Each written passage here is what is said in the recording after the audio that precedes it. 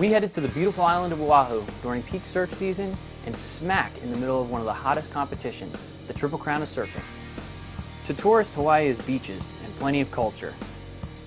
To surfers, bodyboarders, and other watermen, it's the proving ground. We're all open ocean swells.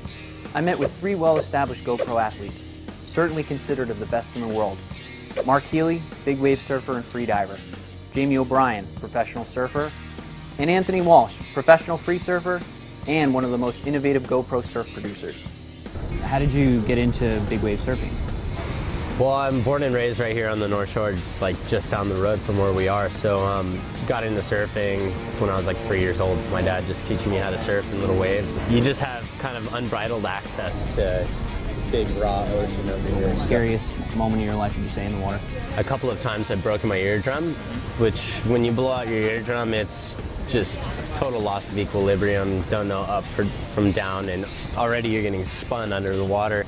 You gotta just go when you gotta flow. You gotta work with what's happening. So just really trying to get my body to be able to rebound and use oxygen efficiently very quickly. Cardiovascular shape is really important.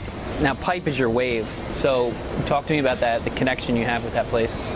I think the coolest thing for me in Pipeline is I'm there through the summer and through the winters for the last 31 years. Like that's my home. Whether it's perfect and pumping waves, I'm comfortable. And if there's no one there and there's no waves, I'm still comfortable. So it's just kind of a happy place for me. Can you tell me a little bit about different swell directions, winds, like how it kind of works throughout the different seasons and the sandbars? I'm sure there's a lot of things that change and breaks differently. Pipeline's real fickle. You could show up and the waves are perfect, or you could show up and the waves are really bad. Like, you would never think that one of the greatest waves on this earth is right there in front of you.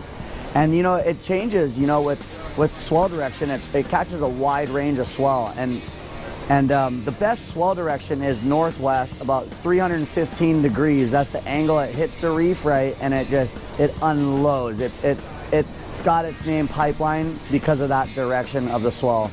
And also nice to line up with a nice east to the east-southeast to southeast wind is like ideal, perfect conditions for Pipeline. I mean, everybody's now pretty much has a GoPro. I mean, it's taken off like crazy. You got the 4 there in your hands.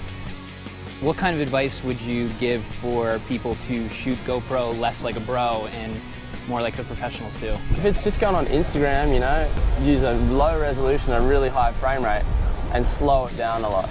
A lot of time it goes kind of everywhere, so I'll use a higher resolution. I'll use 1960.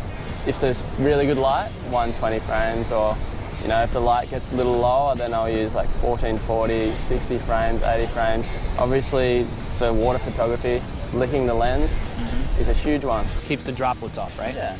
I know it sounds gross, but licking the lens like 15 minutes before I even go out, so it actually dries on the housing, and then I'll lick it every time, pretty much every time after a wave or after I'm gonna shoot something, I'll lick it and dip it. And now, I've also seen it fogs sometimes. What do you do about the fogging? The fog, especially in high areas, like areas with high humidity, like Hawaii, Tahiti.